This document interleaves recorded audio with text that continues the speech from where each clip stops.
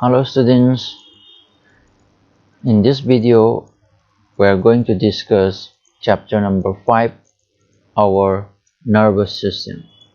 Let's start. Who helps you to remember the way to your school? Who tells you to immediately remove your hand when you touch something hot? It is your nervous system that performs all these tasks and many of them. Nakoina school chatpagi lambi asi ningchangaga lairibasi karigi matingna ningchangibano nakoina asaba pot amada nakoi nakutna thenguba matamda nakut adu yam tunna lokthorei madu kanana haibagi lokthorei bano masi singna si aikoigi hakchanggi nervous system haiba malai maduna aikoibu ningchanghanbani hairakpani. Nervous system asina matau karamna masigi thabaksing nasibu hairei taglai haibasi ekoi makata amuk nainasi. The nervous system controls the activities of all the other organ systems of our body. This system consists of the brain, spinal cord, and nerves. Let's gather more knowledge about them. Aikoigi hakchanggi atoppa organ system sing asi nervous system na control loina tawi. Nervous system sida yauriba sing asi brain, spinal cord, nerves makoi ahum asina pullaga nervous system haiba adu semi. Masigi diagram asi yengsi mathakta uriba kokki manung thangbada yauriba masini aikoina brain na hairibasi brain dagi laiba masigi mayaidal cheliba chauba saruk asina spinal cord kawi aduga spinal cord dagi macha hakchanggi part khodimakta loina sandokriba asina nerves kawi makoi ahum brain ne spinal cord ne nerves ne makoi ahum ji punjalaga nervous system ana aikoina khangnai. Nervous system asina aikoigi tongan ba organ sing asi control tawi. The brain is the boss or the control center of our body. It controls all body parts and their activities. Our brain performs the following main functions. It coordinates and controls body processes like breathing, digestion of food, etc. It controls the movement of the body and its various parts. It interprets sensations and allows the body to react accordingly. For example, when you touch anything hot, your brain immediately sends signals to your hand to withdraw from there. It enables us to think, learn, memorize, and apply logic. Brain haiba organ asi aikoigi hakchanggi control center ni. Brain asi boss ni haina aikoina khalabasu yai. Brain asina aikoigi hakchanggi part khodimak aduga activity sing asi brain sina loina control tawi. Brain na tauba pangthokpa maroiba function sing asi yengsi. Aikoina sor honba, aikoina sasan thakchan griba tumba asigumba sing asi brain asina control tawi. Aduga matam chana brain asina thabak sing asibu pangthohalli. Aikoigi hakchanggi tongan ba part sing asibu lengthok lengjin tawbasi brain na control tawi. Aikoigi hakchangda sense pahollibasi brain nani. Madugi sense tugi matungina aikoigi hakchangna react taholli. Example loina hairabada aikoina asaba pot ama pairuba matamda aikoigi brain na yam thuna khut tuda aikoigi khut asaba pairiba khut tuda signal pikhraga khut tu lokthoknaba signal pirakpatagi aikoigi khut adu yam thuna lokthokpa ngammi. masi brain na signal pirakpatagi aikoi khutsi lautokpa ngambani aikoina wakhan khanba ngammiba anauba mayam ama tammiba ningjangba ngammiba aduga logic mayam ama aikoina apply tawba ngammiba si brain ni. The brain is protected by the skull. It has three parts: the cerebrum, cerebellum, and brainstem. Brain haiba maru oiba organ asi skull haiba sarugi part aduna protect tawi.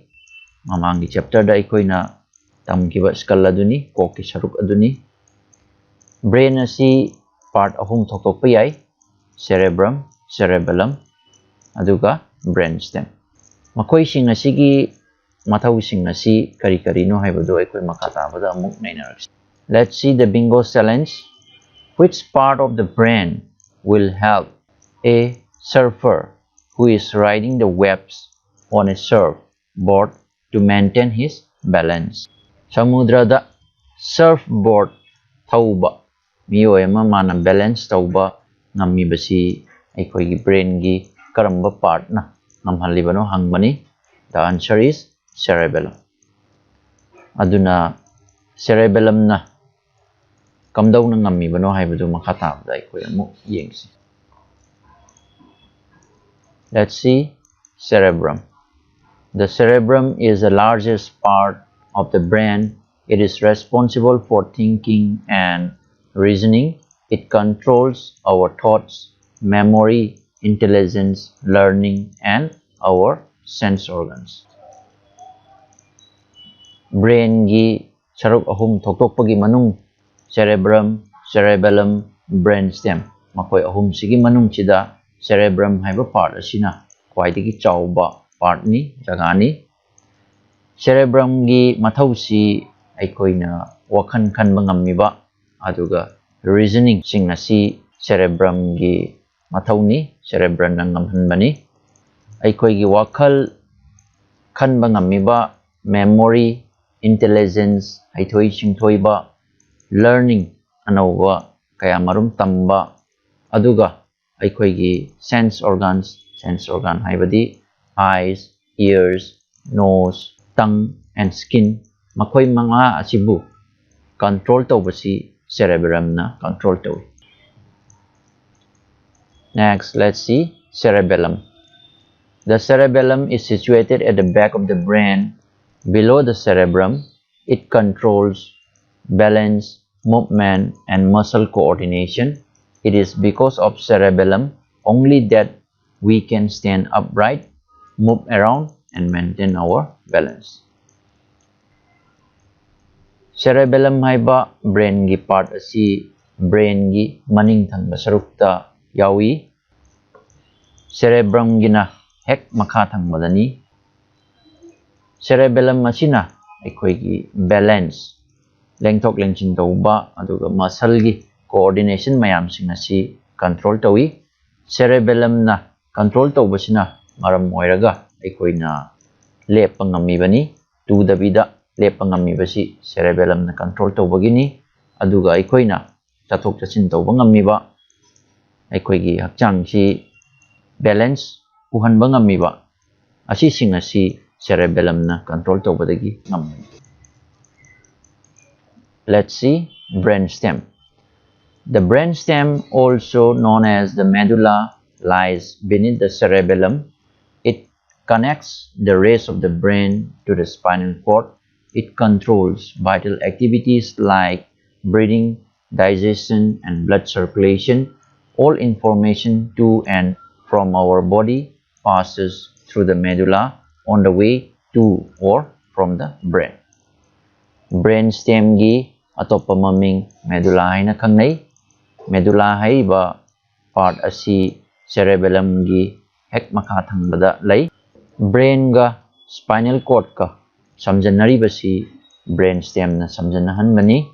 Aikoina hingbada darkar laiba activities sor honba, chaba tumba, blood circulation e chenba asi sing asi brainstem sina control tawi. Information khodimak brain dagi hakchangi part kudimakta natragana hakchangi part kudimaktagi brain da pau pitok pichin tawribasi brain stem power satli masigi diagram asi yengsi masi human brain ni yam chawriba angang gi saruk asina cerebrum hairiba adugumba part aduni cerebrum gi ek makha thangbada brain gi maning thangbaromda cerebellum yaure aduga masida sang ama lairibasina brain stem haibaduni. Let's see Bingo's knowledge bank. A newborn baby sees the world upside down because it takes some time for the baby's brain to learn to turn the picture right side up.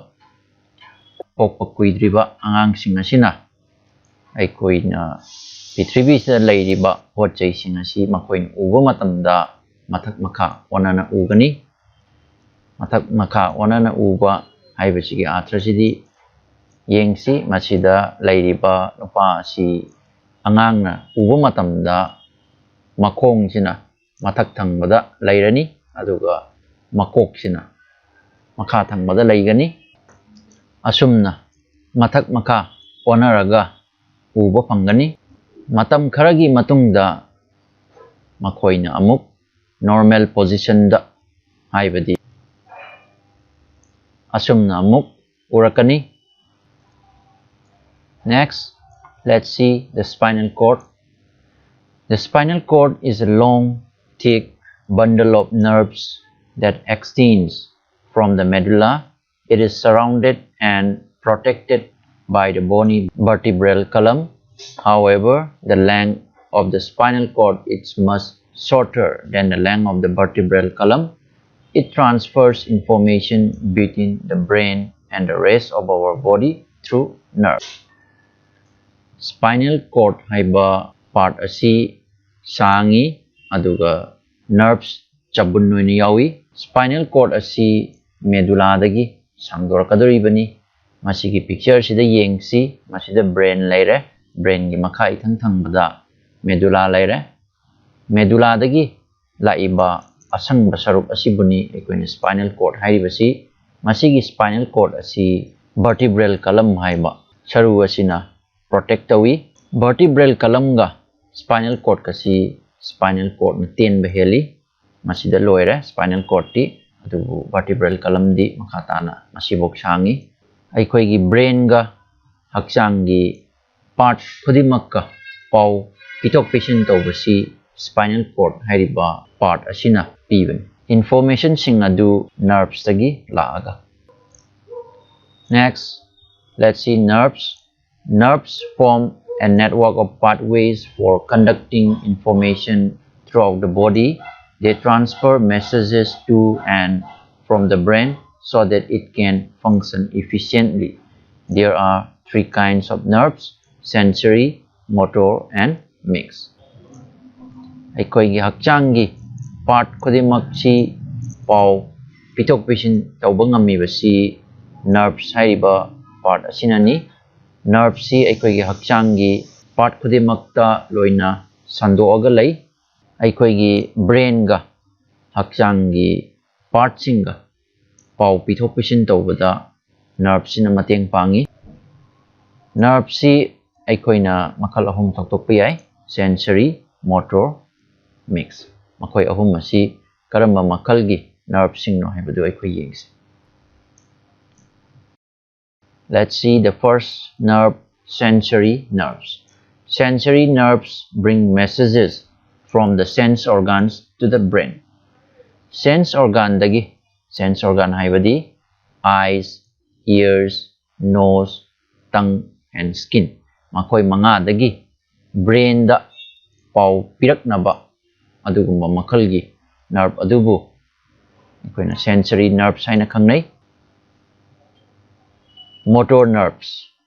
Motor nerves carry messages from the brain to other parts of the body. Motor nerves haiba nerves asina brain dagi aikoi gi tongan ba hakchang gi part sing da pau pibada motor nerves sina mateng pangi. Next, mixed nerves. Mixed nerves carry messages to and from the brain. hakchangi tongan ba mafamsingdagi brain da pau pibada aduga amuk brain dagi amuk hakchangi tongan ba mafamsingda amuk pau piba asumaina pitok pisin tauba mixed nerve na mating pang. Let's see Bingo's knowledge bank. The branch of medical science that deals with the nervous system is known as neurology. The specially trained physician who diagnoses and treats disorders in the nervous system is known as neurologist. Nervous system gi maramda tamba medical science ki branch adubu neurology haina aikoina khangnai. Nervous system gi maramda kari da soige haina chijalliba tammiba aduga asoiba sing adubu layengiba adugumba physician adubu koina neurologist haina khangnai. Next, let's see actions of the body.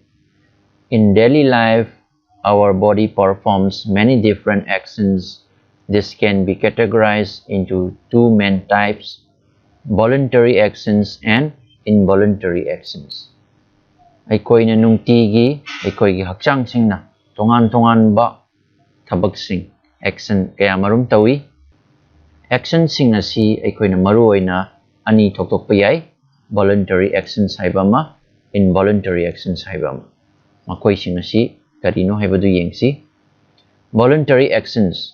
A voluntary action is any action that we do out of our will or we do it consciously. For example, when we feel hungry, we pick up a fruit and eat it. Voluntary action haiba action asi aikoina aikoi hakchangna tauge yaungna tauba ngamba adugumba makhalgi action adubu voluntary action kawi. Example oina hairabada aikoina chak lamba matamda aikoina chanabagidamakta fruit ama natragana atopa any eatable items aikoigi khutna paiduna sai chanabu honai madugi action adubu voluntary action kawi. Next, involuntary actions. An involuntary action is any action which occurs without our conscious choice or will. For example, beating of the heart.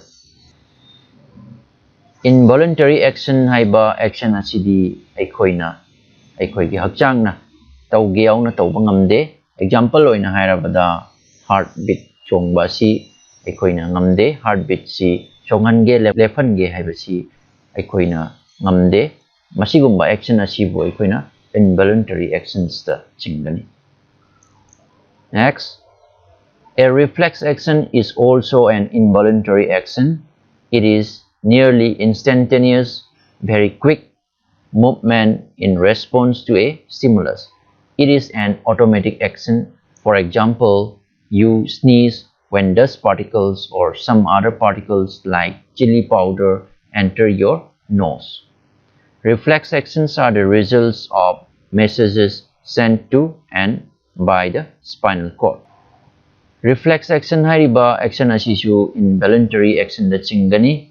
Example oina hairabada aikoigi natonda ufun gumba natragana morok makuk gumba khara changragadi aikoina hakti khalli sneezing tawi. Hakti khanbasi aikoina khange yauna khanba nate masa matumda khanbani masi aikoina control tauba ngamde. Masigumba makhalgi action asibu reflex action kawi. Reflex action asi yamna thui aduga reflex action sing asidi masa matomda tawjarakpani automatic ni. Reflex action sing asi spinal cord ta pau pirani aduga spinal cord da mu body ki part to da pau piraba matamda reflex action asi pangthokpani. Let's see stimulus. Anything that causes a response in an organism. Organism amana response ama pirakpa adubu stimulus kawi. Example oina hairabada aikoina asaba pot amada pairuba matamda aikoigi khutsi yam chuna asaba pot tudagi lauthui madugum maduni aikoina stimulus an hairibasi. Let's see the sense organs. A specialized organ such as eye, ear, tongue, nose, or skin that is sensitive to a stimulus such as sound, light, smell, etc. is known as a sense organ. These organs collect information and send it to the brain through the sensory nerves. The brain then interprets the information and tells us what we have seen. Let's collect more information on each of the sense organs. Sense organ hairibasi specialized organ singni kari no haibada aikoigi mid, nakong, lay, naton aduga aikoigi unsa makoi manga sibu aikoina sense organ haina khangnai makoi manga asina stimulus ta yamna sensitive oi. Example oina hairabada makol ama hek tarakpa matamda aikoigi nakong asina khangba ngami, mangal ama lakpa matamda aikoigi mitsina khangba ngami, manam ama namakpa matamda aikoigi naton sina phawba ngami, namba ngami, aduga atopa kaya marum ama laikre. Sense organ singsina sensory nerves ki mateng lauraga sensory nerve sida phawraga laktuna information sing asi brain da paupi aduga brain yauraba matungda brain asina information sing asi khallaba matungda karino aikoina sense tawribasi haibasi taktuna aikoina khangba ngam. Sense organ sing asigi maramda akupa sing aikoi amuk makhada discuss tawsi. Let's see the first sense organ, eyes. Eyes help us to see different things around us. They act like a camera and take a picture of the thing that we look at. This picture is then sent to the brain, which interprets it and tells us what we have seen. The eyes are very sensitive and important part of the body. They are therefore protected by the eyebrows, eyelashes, and eyelids from dust, sweat, strong light, and injury. The eyes are also protected by tears which constantly bath the front of the eye, keeping it clean and moist. Aikoigi akoibada lairiba tongan ba potsing asi aikoigi mitsina ubada mateng pangi. Mit asina camera oina act tawi, camera gi mawongda tawi, aduga aikoina uriba potsai sing adugi picture adubu capture tawi lausalli, aduga picture adubu brain da amuk paupi ki. Brain yauraba matungda brain na koina uribadu kari potno haibadu amuk taktuna aikoina khangbangam. Mit asi yamna sensitive oi aikoigi hakchangi yamna maruoiba part amani aduna maram moraga mit asi eyebrows, eyelashes, eyelids makoi sing asina protect tawi ngakthoknaba honai. Makoi sing asina upful dagi umang dagi akanba arangba mangal aduga aikoina sokpa atopa potna mitta soklakpa asigumba sing asidagi makoi ahum asina ngakthoknaba honai. Aikoi gi mitki pi asina aikoi gi mitki mapan thangba saruk asibu samthoktuna sengdohanbada aduga chot lahonbada mateng pang. Let's see Bingo's knowledge bank. A chameleon's eyes can look in opposite directions at the same time. Chameleon haiba sa sigi makoi mamit asi makoi na yengiba mamang thangba adugi opposite haibadi maning thangba romdasu matam amuktang da ubang ngam mamang dasu ubang ngami maning dasu ubang ngami chap manaba matam. Next, let's see ears. Ears help us to hear different sounds. They also help us to keep our balance. Ear haiba sense organ asina aikoigi surrounding da akoibada thoiba makol sing asibu aikoina taba ngami aduga aikoigi hakchang si balance tawbada haibadi aikoina lepa ngammi basi su aikoigi ear sigi matengna aikoina lepa ngammi bani tudribani matau karamna balance tawribanu haibadudi aikoigi higher class ta amuk tamakani. Next, let's see tongue. Our tongue helps us to taste things. The tongue has different regions covered with tiny taste buds. These taste buds help us in identifying the taste of the food we eat.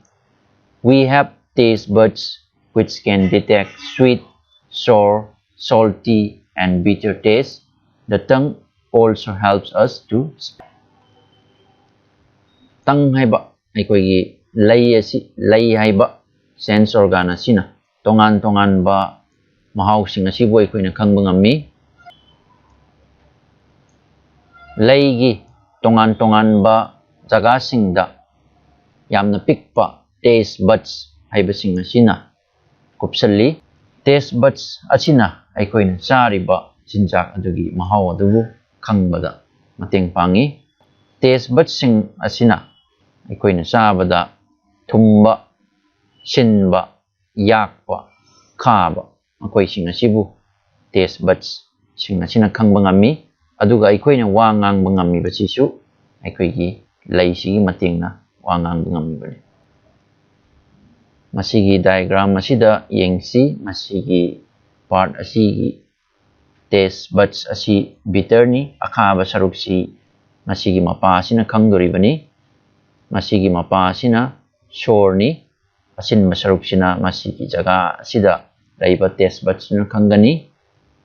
Masigi mapa asina aikoina yakpagi taste asi khangani aduga laigi maton thangba saruksina thumbasi masigi taste buds asina khangani. Next, let's see nose. The nose helps us to smell different odors. It also helps us in breathing. Nose haiba sense organ asina tongan ba manam sing asi aikoina phawalli. Aikoina sor honbadasu nose sina mateng pangi. Next, let's see the last sense organ, skin. The skin is found all over the body as it covers the entire body. There are many tiny nerve endings in the skin which give us information about the things with which our body comes in contact. The skin helps us to feel heat, cold, pain, and pressure. Skin haiba aikoigi unsa haiba sense organ asi aikoigi hakchang pumbada koisellaga lay. Hakchangi part kudimakta loina fangi.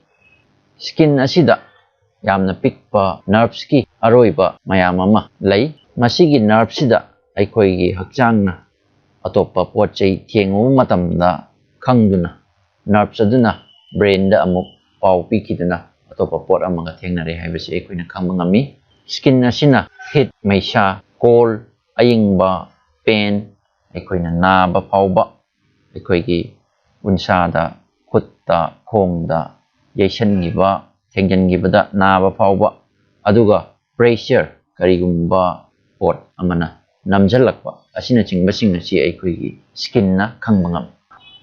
Lastly, let's see recall with bingo. Point number 1 says the nervous system controls the activities of all the other organ systems of the body. Aikoigi hakchangi tongan ba organ system singi thabak sing asibu nervous system na control tawi. Next, the brain, spinal cord, and nerves make up the nervous system. Nervous system sida yaudori basi brain ne, spinal cord ne, aduga nerves ne. Makoi ahum sinapullaga nervous system same. The brain is the boss or the control center of the body. It controls and coordinates the activities of the parts of the body. Brain asina aikoigi hakchangi boss natraga control center ne haina aikoina lawiyai. Brain asina tongan ba aikoigi hakchangi part ki thabak sing asibu coordinate tawduna control tawda mateng pang. The spinal cord is a long, thick bundle of nerves which extends from the medulla. It transfers information within the brain and the rest of the body through nerves. Spinal cord haiba nervous system gi part asi yamna sangi nerves sabun noina yauraga lay masi medulla dagi sangdokidori bani. Spinal cord asina brain ga haksangi atoppa part singa pau pitok pisin tawbada mateng pang. Nerves form a network of pathways for conducting information throughout the body. Nerves haiba part asina information sing pau pitok pisin tawbasi aikhoi gi hakchangi part kudimakka koi gi brain ga natragana spinal cord ka pau pitok pisin tawbasi nerves na mateng pangi. Nerves asina pau pitok pisin tawbagi lambi ama oi. There are three kinds of nerves: sensory, motor, mix. Nerves si makal ahum thok payai: sensory, motor, mix. Haina aikoina thok payai. Our body actions are categorized into two types: voluntary and involuntary actions. Aikoi gi hakchang tawba action sing asi aikoina makal ani thok payai: voluntary haiba ma, involuntary haiba ma. A voluntary action is any action that we do out of our will or we do it consciously. Voluntary action haiba action asidi aikoina tawgiyaungna tawba adugumba action sing asini. Example oina hairabada aikoina chak lamba matamda karigumba pot ama charibadu involuntary action ni. Next, an involuntary action is any action which occurs without our conscious choice or will. Involuntary action haibasidi aikoina tawgiyaungna tawba ngamde lephan masu ngamde. Example oina hairabada heartbeat chongba si aikoina tawba ngamde, heartbeat si chonghange lephange haibasi aikoigi kutta ngamde. Next, a reflex action is an involuntary action. It is nearly instantaneous movement in response to a stimulus. Reflex action haibasi involuntary action da chingi. Stimulus amada response pinaba honaba matamda yam thuba movement adubu reflex action kawi. A sense organ is a specialized organ such as eye, ear, tongue, nose, or skin that is sensitive to the stimulus such as sound, light, smell, etc. Sense organ haiba organ sing asi yamna specialized oiba maru oiba organ sing ni kari no haibada eye, ear, tongue, nose, skin masi sing asini makoi sing asina makoi gi surrounding da makhol ama tholakpa matamda mangal ama lakpa matamda manam nambada asina chingba sing asibu phawhan bada sense organ sing asina mateng pang. Here it comes the end of the chapter.